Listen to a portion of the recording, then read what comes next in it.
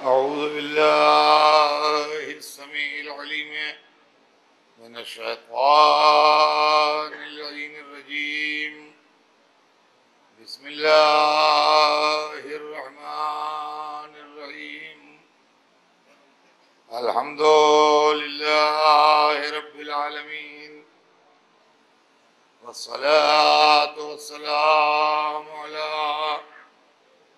सय्यिदिना व शफीइना अबिल क़ासिम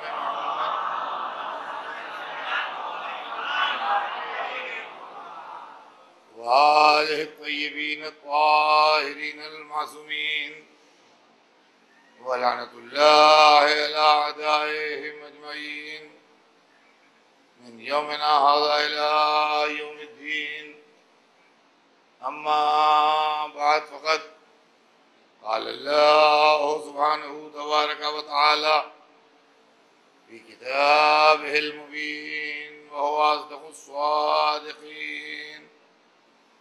या अय्युहन्नास इन्ना ख़लक़नाकुम मिन ज़करिन व उन्सा व जअलनाकुम शुऊबन व क़बाइला लितआरफ़ू इन्ना अक्रमकुम इंदल्लाहि अत्क़ाकुम इन्नल्लाहा अलीमुन ख़बीर। सलावत भेजते हैं मोहम्मद।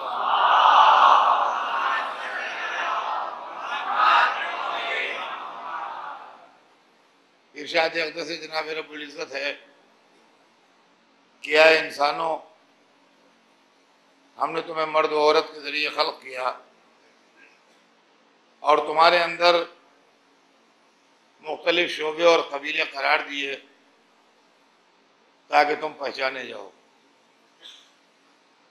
यकीनन अल्लाह के नज़दीक सबसे ज़्यादा इज़्ज़त वाला वो है जो अल्लाह से सबसे ज़्यादा डरता हो, और अल्लाह हर चीज़ का जानने वाला और हर बात से बाखबर। सिलसिले बयान ज़हन आली में होगा। हमारे आपके दरमियान जो गुफ्तगू है वो ये है कि इस्लाम जब से मुलूकियत, सल्तनत और बादशाहत के कब्ज़े में चला गया तो कुरान मजीद, अहादीस नबवी और दीन के मामलात में लोगों ने अपनी मनमानी करना शुरू की, और जिसने जो मुनासिब समझा वो अल्लाह का नाम लेके, रसूल का नाम लेके, कुरान का नाम लेके उसने मज़हब का इंटरप्रिटेशन उस तरह करना शुरू किया। इससे बहुत से नुकसानात पहुँचे। पहला नुकसान तो ये पहुँचा कि इस्लाम एक दीन नहीं रहा। एक दीन होते हुए भी मुख्तलिफ लाइनें बन गईं और मुख्तलिफ शोबे बन गए। दूसरी बात ये हुई कि मुसलमानों में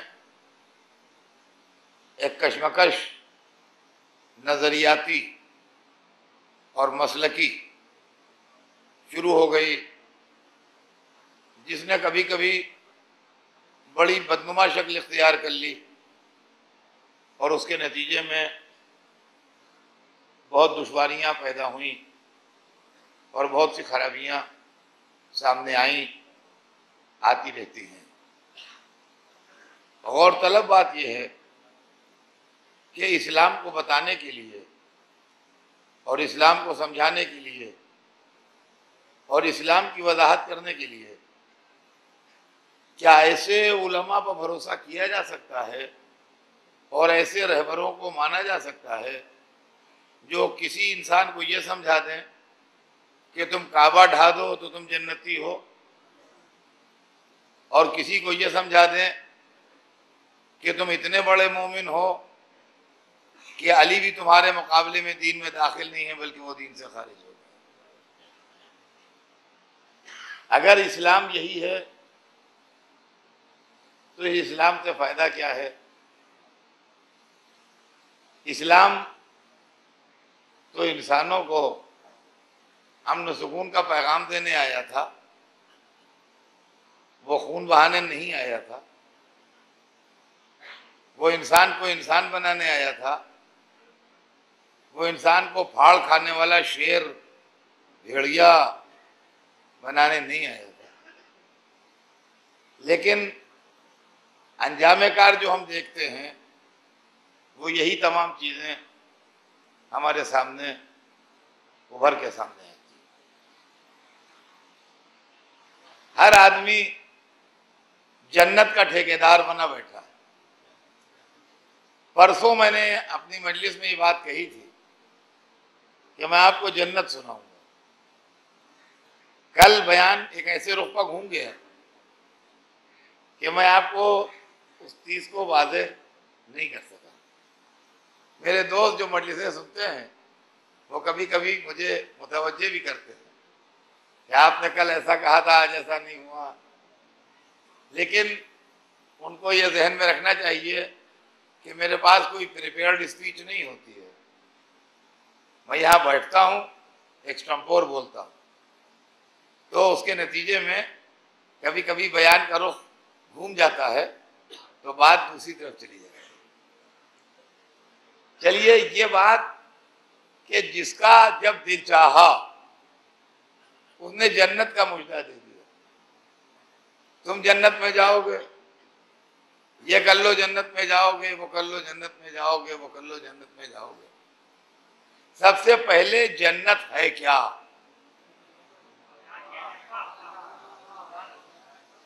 पहले जन्नत को सुनिए कि जन्नत क्या है। कुरान मजीद में जन्नत का डिस्क्रिप्शन बहुत ज्यादा है, मगर मैं सिर्फ आयत का एक टुकड़ा छोटा सा सुनाऊंगा और अपने बलागत के लिहाज से वो एक छोटा सा टुकड़ा जो है, एक मोटी सी किताब में वो सारे मजमून नहीं समा सकते जो कुरान ने एक जुमले में सुना दिए हैं। जन्नत के सिलसिले में बड़े दिलचस्प सवालात भी होते हैं। वहां ये होगा कि नहीं होगा, वो होगा नहीं होगा। लोग अपने ज़ौक़ के खाने पूछते हैं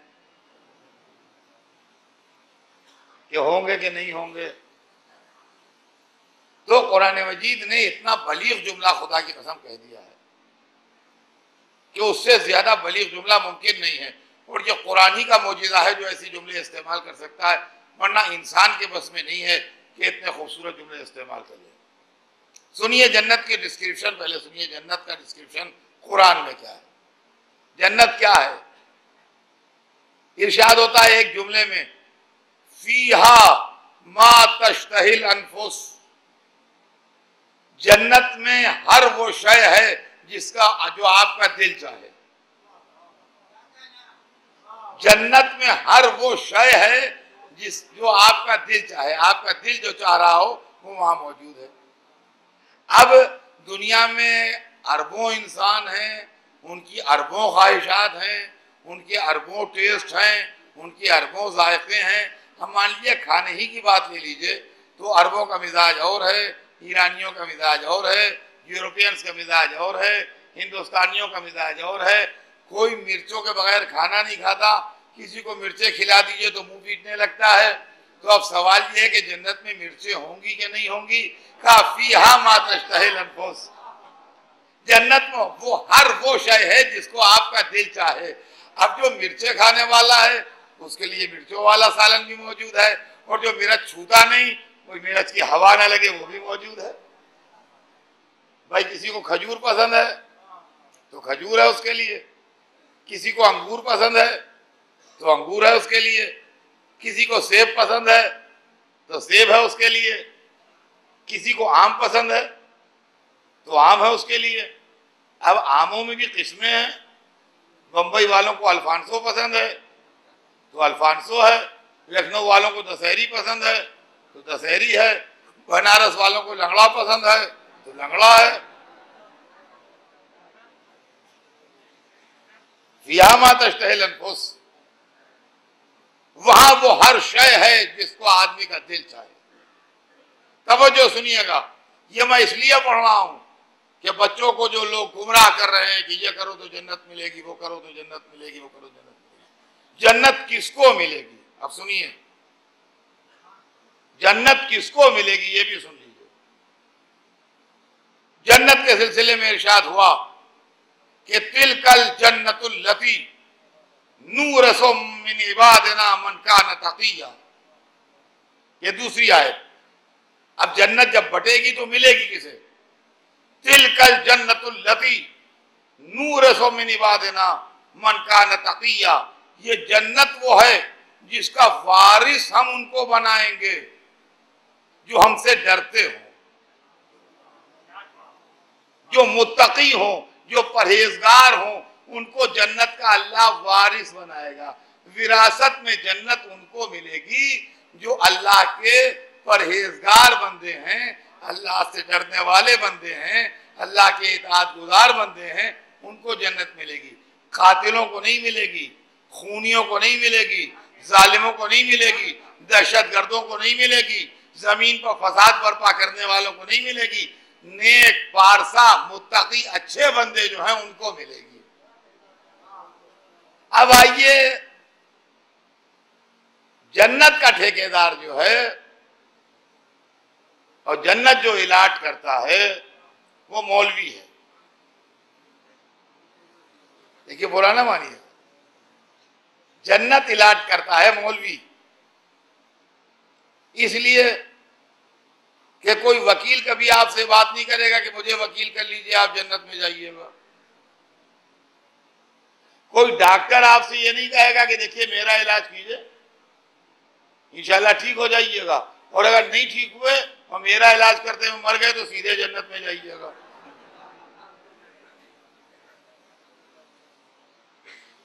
कोई इंजीनियर कभी आपसे ये नहीं कहेगा कि आप हमसे बनवाइए मकान, इंशाल्लाह यहां घर भी आपको उम्दा मिलेगा और वहां जन्नत में भी एक घर मिलेगा। कोई नेता आपसे ये कभी नहीं कहेगा कि आप हमारी पार्टी को वोट दीजिए, जीत गए तो सब कुछ आप ही का है, और अगर हार भी गए तो जन्नत तो कहीं गई नहीं है। मतलब जन्नत जो बांटता है वो हमेशा मौलवी बांटता है।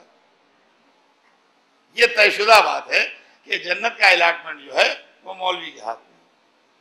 ये करोगे जन्नत मिलेगी, वो करोगे जन्नत मिलेगी, वो करोगे जन्नत मिलेगी, वो करोगे जन्नत मिलेगी। और मुसलमान इतना भोला है,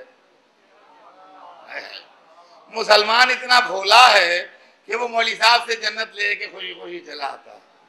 हम इस भोलपन पर कुर्बान हो जाएं। बंबई में एक खौली मिलती है तो 10 लाख और 12 लाख और 18 लाख और 20 लाख की बात होती है, और हमेशा रहने के लिए जन्नत मिल जाए, महज मौलवी साहब को दावत दावत कर दीजिए, इंशाल्लाह जन्नत आपकी है। ये जन्नत का मामला है क्या? और ये जन्नत है क्या चीज? जन्नत अल्लाह ने बनाई, सुनिएगा जन्नत। और ये भोलापन मुसलमान का जो है ये काबिले तारीफ नहीं है कि जिसने जन्नत बांटी उसी से लेने को खड़े हो गए। जो जन्नत बेचने आया, हमें मानो जन्नत तुम्हारी, हमें मानो जन्नत तुम्हारी, हमें मानो जन्नत तुम्हारी। जो आया जन्नत बेचने के लिए, उसके बाद जन्नत लेने के लिए खड़े हैं क्यों में? कहां से जन्नत तुम्हारी? सवाल ये पैदा होता है कि एक प्रॉपर्टी तो आप हमसे खरीदते नहीं जब तक आप उसके पेपर्स नहीं देख लेते और इस बात का यकीन नहीं कर लेते कि हमारी है कि नहीं।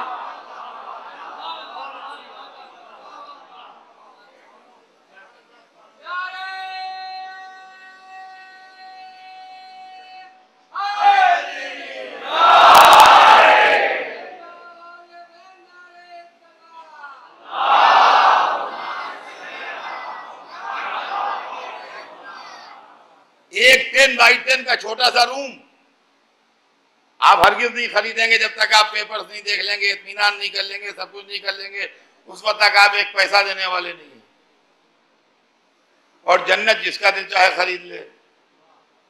सवाल ये, जन्नत बेचने का हक किसको है? जन्नत खरीदने का हक किसको है? जन्नत किसने बनाई है? जन्नत किसके पास है? इसलिए कि रहबरान इस्लाम जो जन्नत बेच रहे हैं और इधर थोड़े अरसे से सियासी मसलहतों से टीनेजर्स को जन्नत बांट रहे हैं, इनसे ये पूछिए कि आप किस अथॉरिटी से जन्नत बेचते हैं? इसलिए कि हमने जब जाके पूछा कि हुजूर जन्नत, कहेंगे हाँ ये है, ये मानिए जन्नत आप। सरकार पेपर दिखा दीजिए, क्या बदतमीज हमसे पेपर मांगते हो?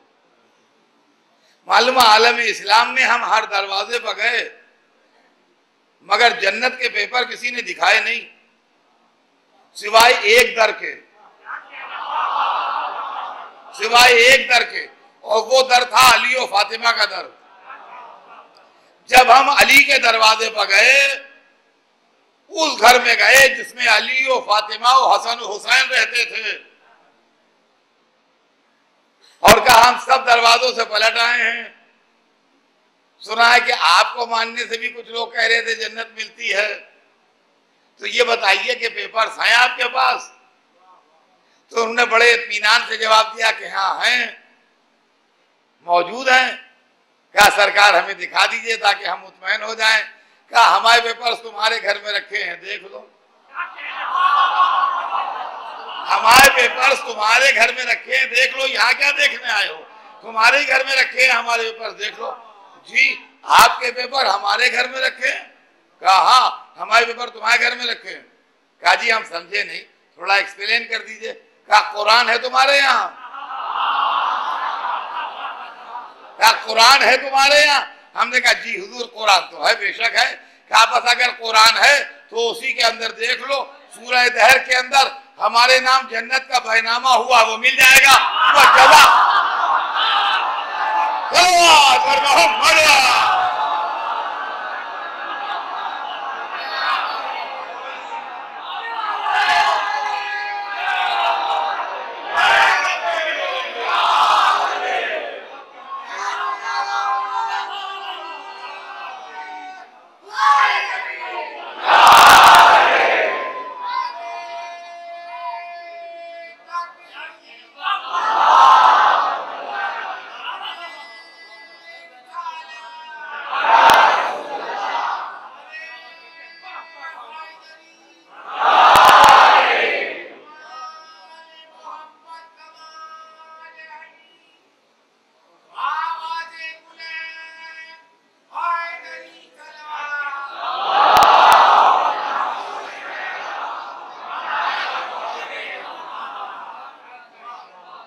का जन्नत उठा के देख लो।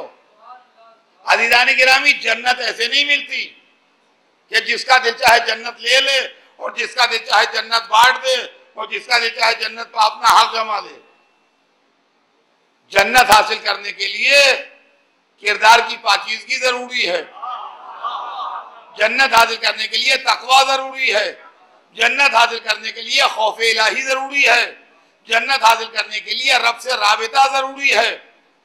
जन्नत की कहानी सुनिए मुझसे आज आप। अल्लाह ने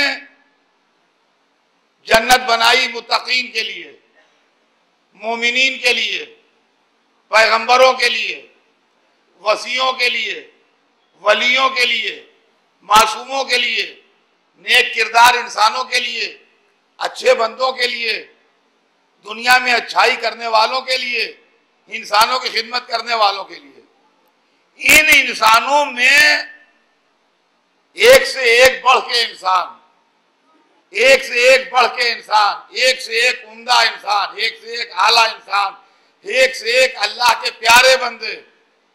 इन प्यारे बंदों में सबसे नुमाया शख्सियत हजरत मोहम्मद मुस्तफा सल्लल्लाहु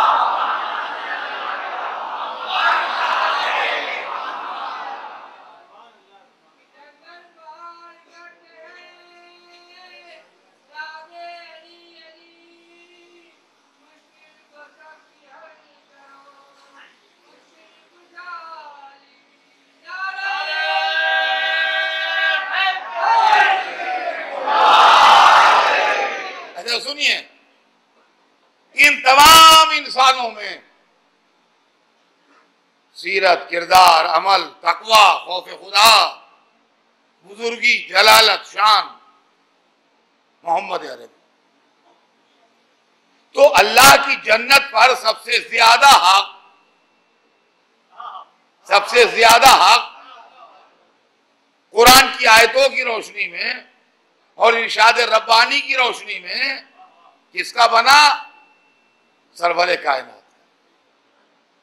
अल्लाह ने अपने नबी को एक खानदान अता किया, इसलिए खानदान अता किया कि दुश्मनों ने इनको अब्तर का ताना दिया था। कुरान बोल रहा है, इन्ना शान का होल अब्तर। मेरे हबीब, दुश्मनों के ये कह देने से कि ये बेऔलादे रह गए, आप परेशान ना होइएगा।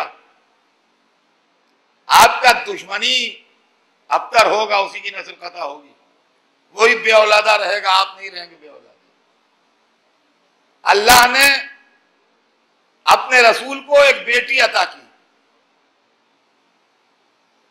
एक बेटी अता की। उस बेटी का लक़ब था खातून जन्नत। सुनिए,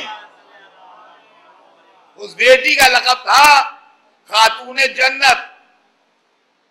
और वो रसूल जो बगैर वही बोलता नहीं, जब उसकी आगोश में बेटी आई, वो बेटी जो उसके दीन की भी जामिन थी और उसकी नस्ल की भी जामिन थी, यानी इस बेटी के जरिए रसूल का दीन भी चलेगा और इस बेटी के जरिए रसूल की नस्ल भी चलेगी। देखिए अज़ीज़ान गिरामी, मुसलमान किसी मसलक का हो, लेकिन इस नुक्ते को समझ ले कि दुनिया में आदम से लेके आखिरी इंसान तक जो पैदा होगा, हर एक की नस्ल उसके बेटे से चली है। दुनिया में फातिमा वो अकेली औरत है कि जो अपने बाप की नस्ल की जामिन बनी है।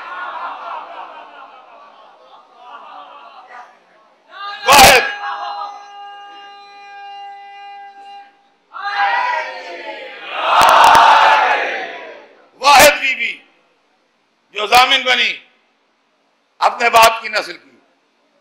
अल्लाह ने बेटी दी, और बेटी भी वो जो मासूमा,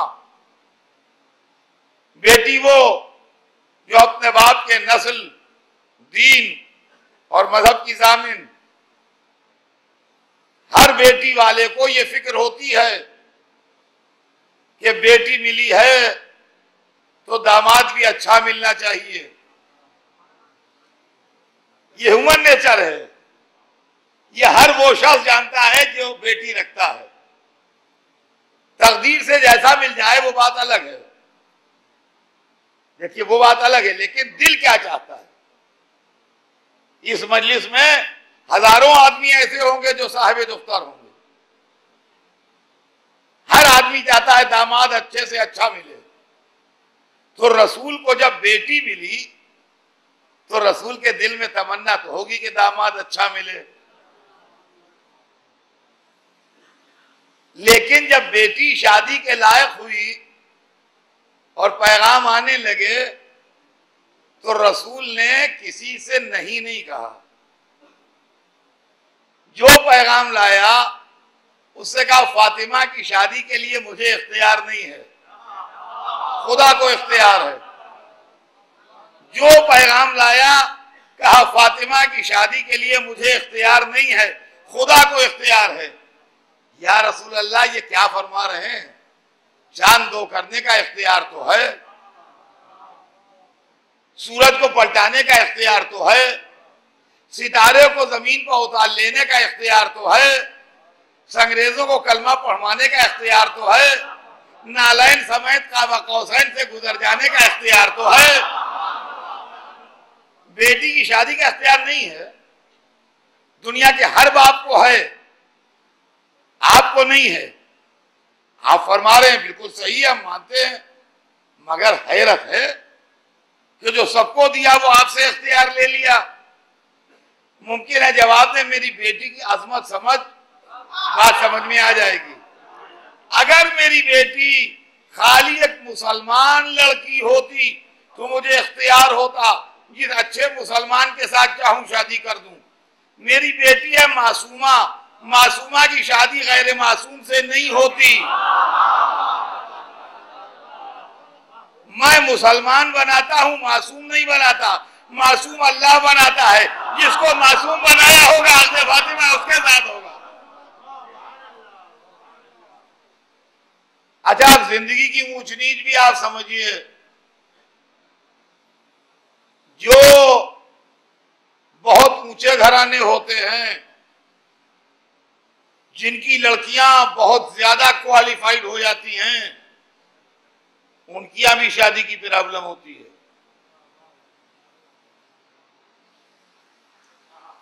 लड़की के पास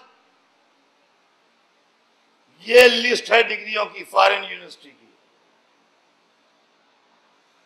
अब हम इंडियन ग्रेजुएट के साथ कैसे कर दें उसकी बताइए।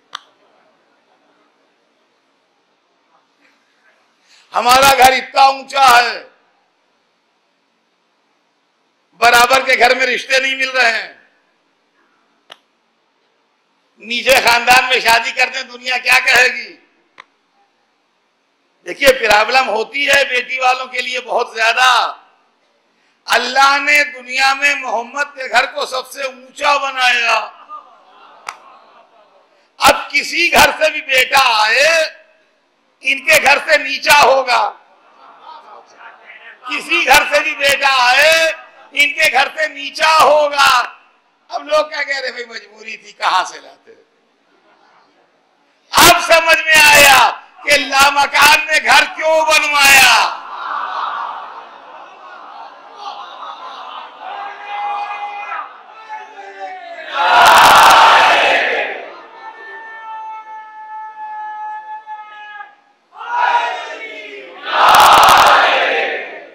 अब समझ में आया लामकान ने घर क्यों बनवाया। जिसको घर की हाजत नहीं, उसने अपना घर बनवाया और घर का नाम रखा काबा। काबे के माने ऊंचा। अरबी का लफ्ज है काबा। काबा प्रॉपर नाउन तो है ही। काबे के डिक्शनरी में माने ढूंढिए। काबा माने बुलंद, काबा माने ऊंचा। अल्लाह ने घर बनवाया, घर का नाम रखा ऊंचा। वहां एक लड़का पैदा हुआ जिसका नाम था अली।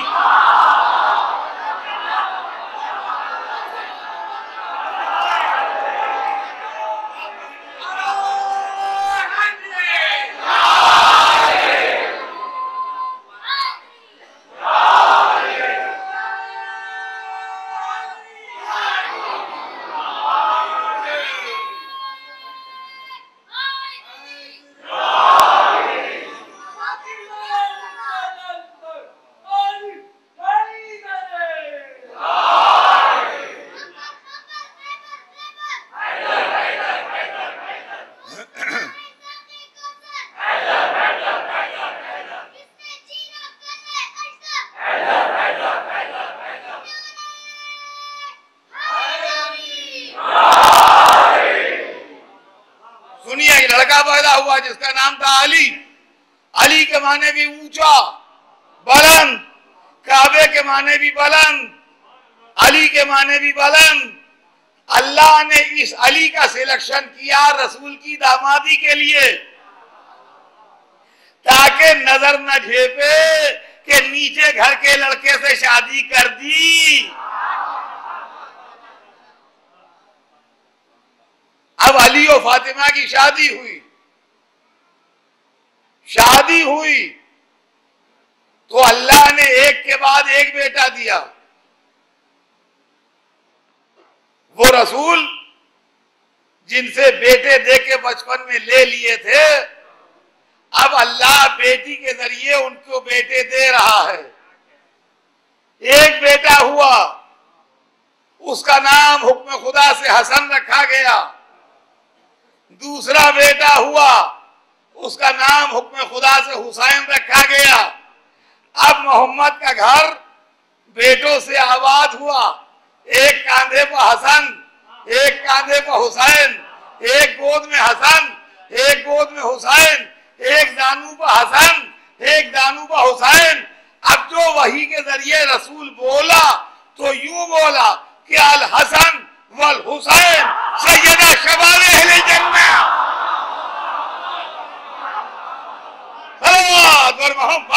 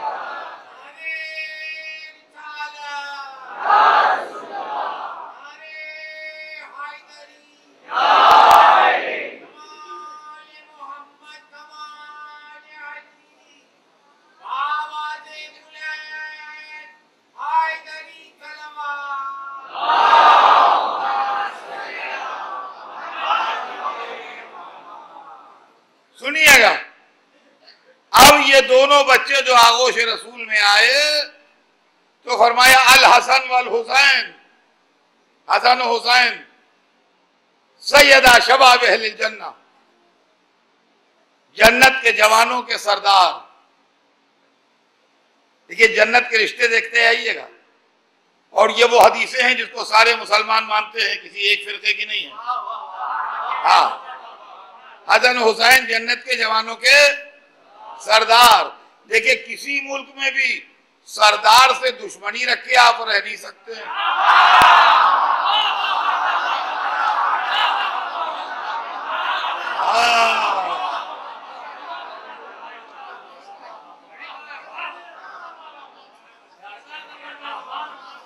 ये समझ लीजिए, जन्नत में रहिए तो मगर सरदारों से रिश्ते अच्छे हों। अल हसन वल हुसैन सैयदा शबाब अहले जन्नत, हसन हुसैन सरदार हैं जवाना ने जन्नत के। अब एक दिन ऐसा आया कि ये हसन हुसैन बीमार हो गए और इन दोनों को बुखार आ गया। जब रसूल ने यह सुना कि उनके दोनों दिल के टुकड़े और उनके दोनों आंखों के तारे बीमार हो गए हैं, तो सरवर कायनात फौरन नवासों की अयादत के लिए बेटी के घर तशरीफ लाए। एक इशारा फरमाते और बुखार उतर जाता। बुखार की क्या हस्ती थी जो ठहरता।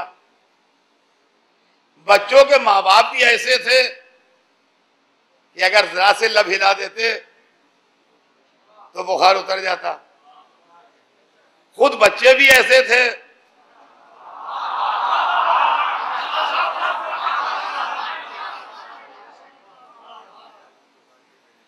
ये बुखार की क्या मजाल थी जो ठहर जाता। मगर यहां एक तारीख बनना थी, यहां एक तारीख बनना थी, लिहाजा ये बुखार आया। नाना अयादत को तशरीफ लाए और अयादत की और बच्चों के बाप से कहा, मौला अली से,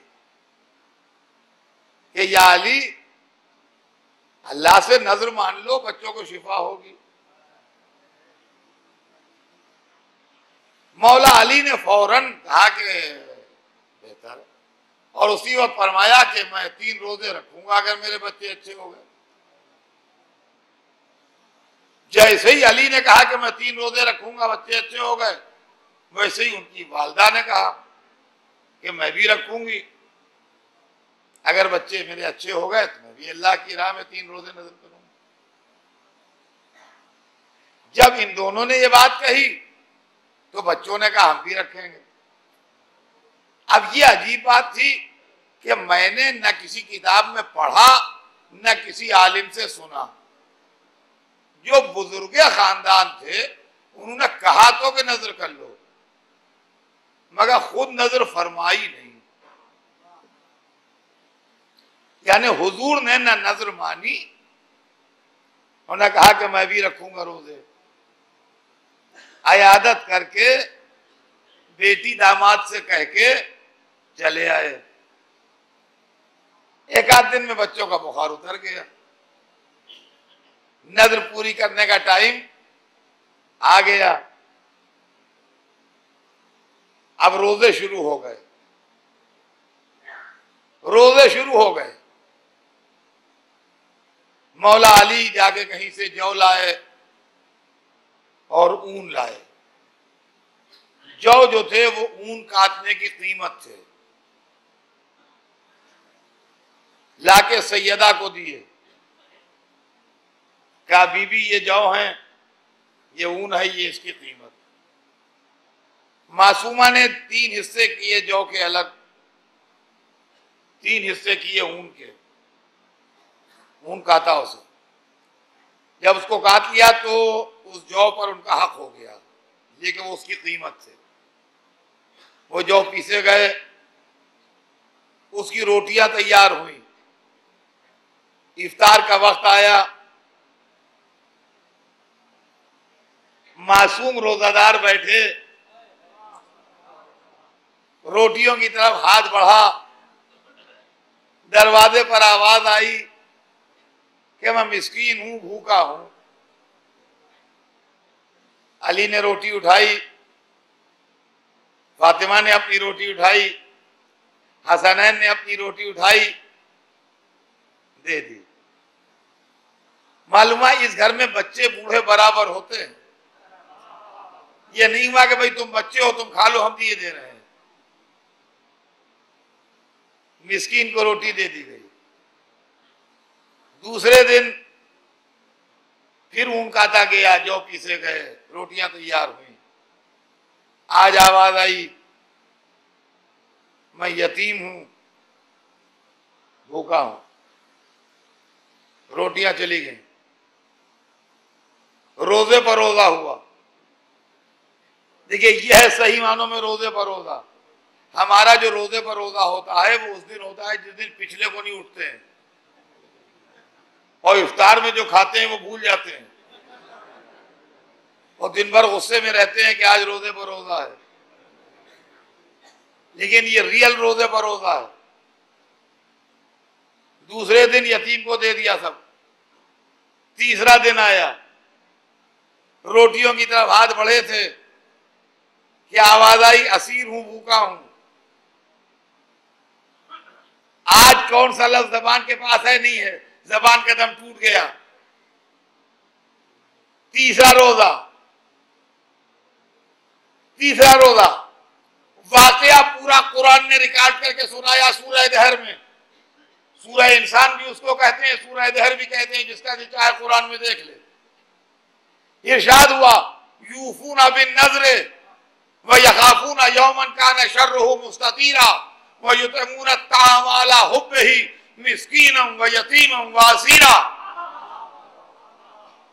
वो लोग नजर को पूरा करते हैं और उस दिन से डरते हैं जिसकी सख्ती हर तरफ फैली हुई है, यानी क़यामत का दिन। वह युतमूना ताम अला हुब्बिही, और अल्लाह की मोहब्बत में खाना खिलाते हैं मिस्कीन को, यतीम को, असीर को। अब तीसरे दिन रसूल आए, चौथे दिन, 3 दिन तो रोजे ही हो गए, तो देखा हालत अजब है। कहा क्या हुआ? कहा कुछ नहीं, राह खुदा में हमने अपना खाना दे दिया। हाथ उठाए, माबूद क्या आले मोहम्मद भूख से हलाक हो जाएंगे? अभी दुआ तमाम ना हुई थी कि जन्नत का खाना आया। जन्नत, देखिए देखिए, जन्नत का रेफरेंस ध्यान में रखिएगा।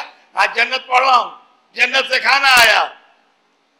रोजे रखे थे 4 ने, खाना खाया पंजेतन ने।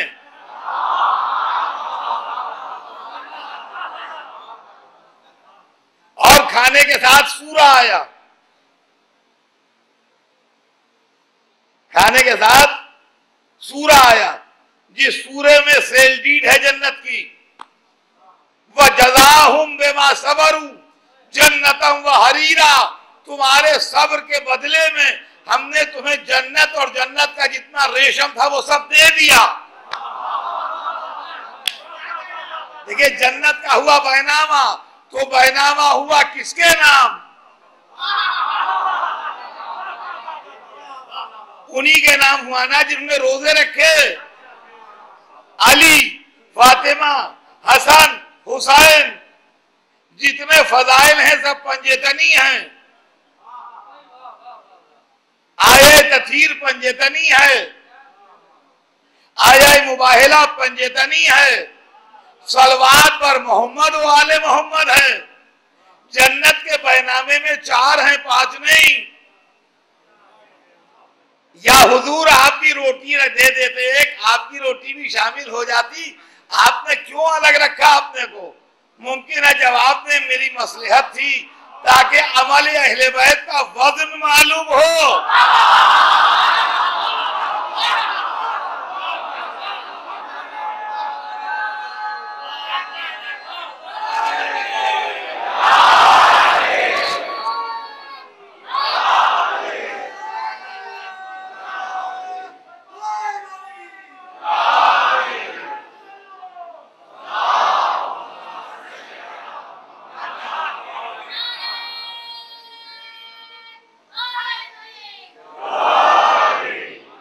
अमल अहले बैत का वजन मालूम हो कि अमल अहले बैत क्या है। मैंने दुनिया कह देती असमें जन्नत तो रसूलुल्लाह की रोटी में भी की, अब वो भी रोटियां आ गई तो क्या होती है, थोड़ी कर दी जाती है। लिहाजा का हमारी रोटी नहीं है, इनकी रोटी का वजन महसूस करो कि इसमें जन्नत बिकती है। अब कोई मजलिस की रोटी को हल्का ना समझे।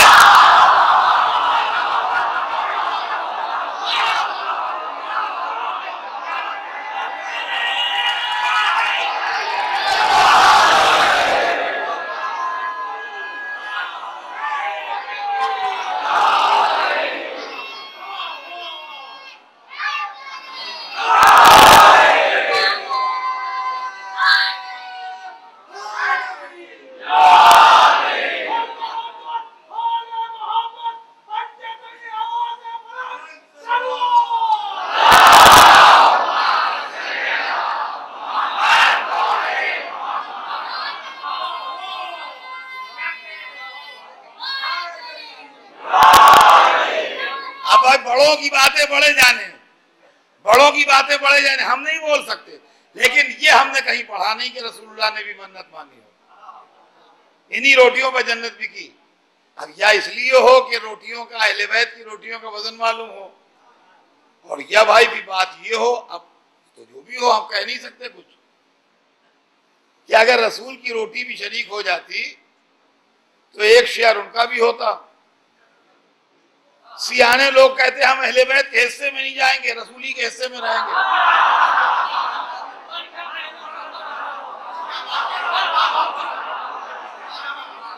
हम उधर जाएंगे नहीं, इसलिए रहेंगे बस।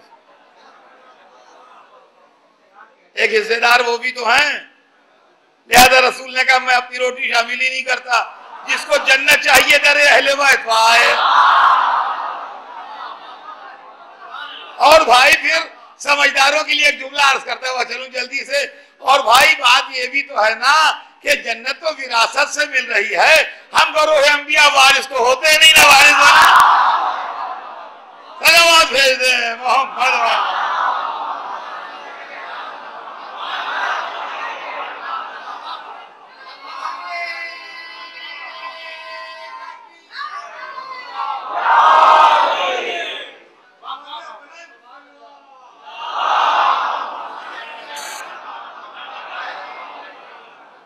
अजीजान गिरामी, कुरान किसी का हक नहीं मारता, अल्लाह किसी की नेकी छिपाता नहीं। ये रोटियां दे रहे थे, रोजे बरोजे रख रहे थे, बिगड़ नहीं रहे थे। हर सदक़े के बाद इनका दिल और खुश होता था, इनका दिल और खुश होता था, रंजीदा नहीं होते थे।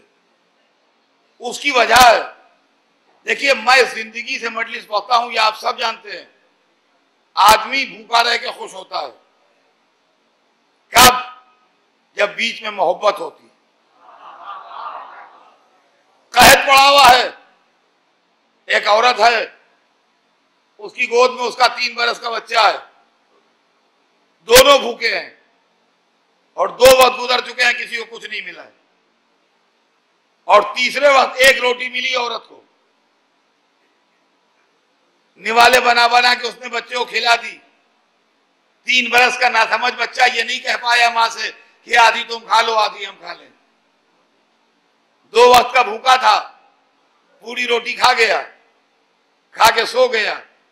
मां भूखी जाग रही है मगर खुश है, आज मेरा बच्चा पेट भर के सो तो गया। मालूम मोहब्बत में खिला के खुश होते हैं, हम अपने बाल बच्चों को खिला के खुश होते हैं, अहले बैत राह खुदा में खिला के खुश होते हैं। और कुरान में देख लीजिए, युतिमून ताम अला हुब्बे ही, खाना खिलाते हैं उसकी मोहब्बत में। हाँ, और फिर जब आप किसी के साथ अच्छाई करते हैं तो या तो कंपनसेशन चाहते हैं, हमने आपकी खिदमत की, आप पैसे लाइए, बदला दीजिए। और कभी कभी ऐसा होता है कि पैसे नहीं चाहिए मगर आप शुक्रिया तो अदा कीजिए। ये खिला रहे थे, कुरान इनके दिल की कैफियत रिकॉर्ड कर रहा था। आयत आई, इन्नमा नुतिमुकुम लिवजिल्लाह ला नुरीदु मिनकुम जज़ाअन वला शकूरा। हमने तुम्हें खुदा की खुशनुदी के लिए खिलाया, न तुमसे बदला चाहते हैं न शुक्रिया चाहते हैं। अल्लाह ने कहा बदला भी मैं दूंगा, शुक्रिया भी मैं अदा करूंगा। बदले की बात आई तो कहा जज़ाहुम बिमा सबरू जन्नतम व हरीरा, बदले में जन्नत दी। शुक्रिया की बात आई तो कहा काना सायुकुम मशकूरा, तुम्हारी कोशिश काबिले शुक्रिया। सारी दुनिया खुदा का शुक्र अदा करे, खुदा आले मोहम्मद का शुक्र अदा करे।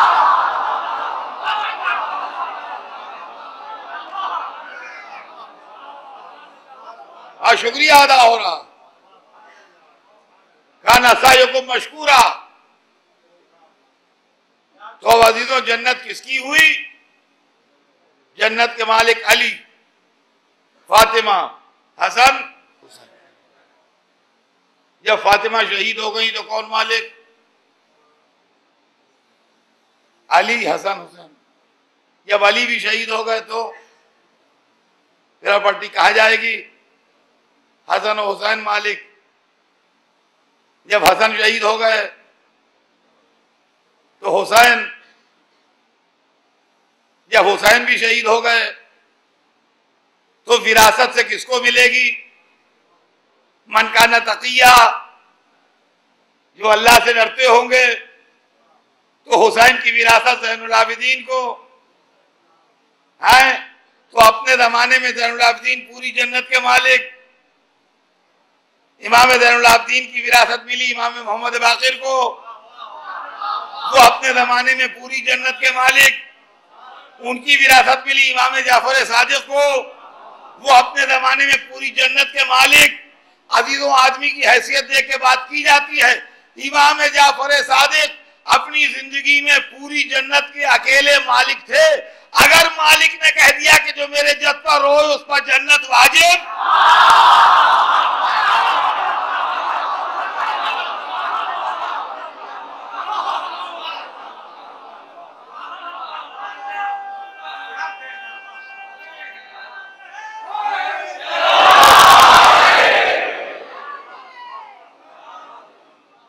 अज़ीज़ान गिरामी, क्या अर्ज करूं, वक्त नहीं है मुझे, पढ़ना बहुत कुछ है, 2-3 मजलिसें बाकी। लेकिन इतना अर्ज कर दूं कि वो लोग जो मदहक़खेज़ अंदाज में ये कह दिया करते हैं कि वो मजलिस में आके मौलवी पढ़ दिया करते हैं, रो लो जन्नत तुम्हारी, इस तरह बदतमीजी ना किया कीजिए इश्क़ अदा के लिए। इस कौम को रोने दीजिए उम्मीद है जन्नत में, दहशतगर्द बनने से रोने वाला बनना चाहिए।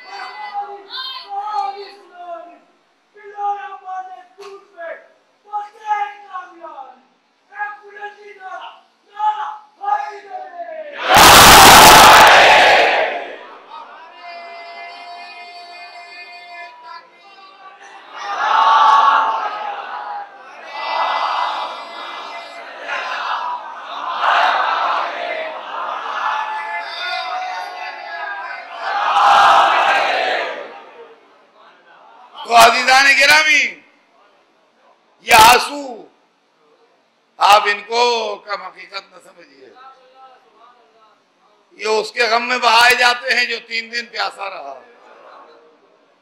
अजीजों, 7वीं रात आ गई, वक्त तमाम है, हमारी आपकी गुफ्तगू कल आगे बढ़ेगी। 3 दिन प्यासा रहा, हम करबला के प्यासों को अपने आंसुओं का नजराना पेश करते हैं। सैयदा के लाल, ये कौम किसी काबिल नहीं जो आपको कोई हदिया दे सके। आज की रात 7वीं रात है, आज ही की रात हुक्म आया है कि हुसैन और फुरात के पानी के दरमियान हायल हो जाओ। कल सवेरे से दरिया व पहरे बैठे हुए थे। 7वीं मुहर्रम से हुसैन के खेमों में कहते आप था, बच्चे हाथों में सूखे सागर लिए हुए आलताश, हाय प्यास, हाय प्यास। और अजीज़ान गिरामी, आज की रात हम जनाब कासिम के मसाइब पर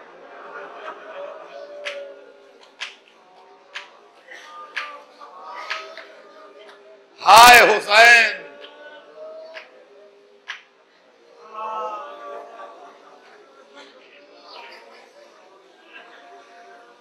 रसूलुल्लाह के परदादा हजरत हाशिम के भाई थे मुत्तलिब। मुत्तलिब ने अपने भतीजे को पाला और पाल पोस के जब जवान हुए तो मक्के की सरदारी जो हाशिम की थी हवाले की अब्दुल मुत्तलिब जो कहलाते हैं। अब्दुल मुत्तलिब के चचा मुत्तलिब थे। मुत्तलिब ने भतीजे को पाला प्यार से। जब भतीजा जवान हो गया और इख्तिदार संभालने के काबिल हो गया तो उसके बाप का इख्तिदार उसको हवाले करके खुद हट गए। यह खानदान की रवायत है। उसके बाद अबू तालिब ने पाला रसूलुल्लाह को और भतीजे को फलते फूलते आंखों से देखा। भतीजे की शादी ब्याह किया। भतीजे के लिए परवानावार निसार रहे। मालूम है इस खानदान में यतीम भतीजों को पालने की रवायत है। मगर हाय हुसैन,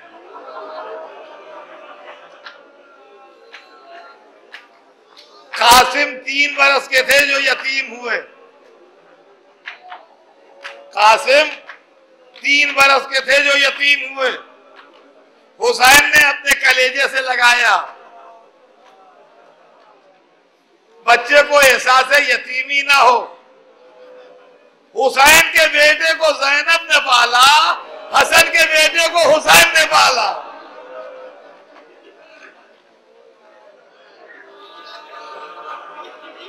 अली अकबर ज़ैनब की गोद में पले,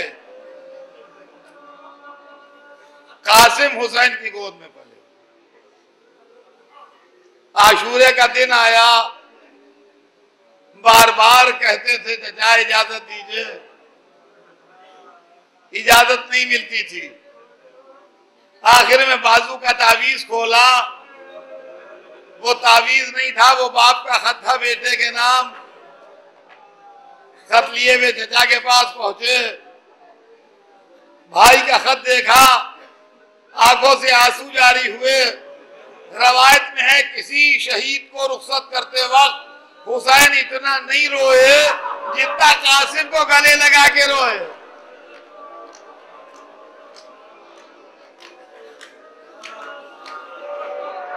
तेरह बरस के शहजादे को गले लगा के बहुत रोए। कासिम जब जाने लगे तो करीब बुलाया, गरीबान चाक कर दिया, शायद इसलिए कि दादा के पास जाए तो फरियादियों की शान से। कासिम ने बड़ी शान की लड़ाई लड़ी। रवायत बताती है कि जब कासिम अपने हसन हुसैन की तरफ से निकले हैं लड़ने, तो लश्कर यजीद कहता है क्या ऐसा लगता था जैसे चांद का टुकड़ा। अरे जिसको दुश्मन चांद कहता हो, माँ क्या कहती होगी, बहनें क्या कहती होंगी, फूफियां क्या कहती होंगी, अरे उम्मे फरवा का चांद।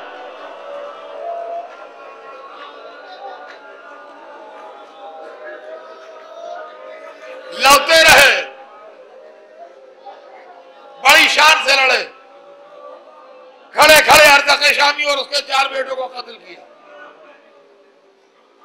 मुस्लिम कहता है, रावी जो है, कि एक लईन ने कहा कि ये लोग गलत लड़ रहे हैं, ये लड़का सबको मार डालेगा, ये सामने से आके लड़ रहे हैं, ये बनी हाशिम है, इनको धोखे से मारा जाता है, सामने से थोड़ी लड़ते हैं इनसे।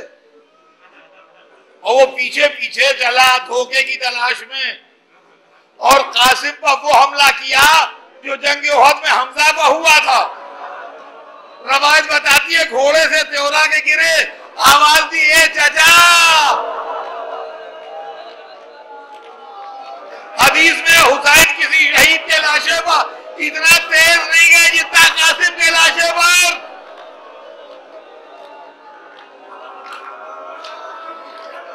मगर जब पहुंचे तो कासिम दुनिया से जा चुके थे। बादीजों, आखिरी जुमला सुनिए मजलिस तमाम। मैं कभी कभी ये जुमला मुहर्रम में पढ़ता हूँ।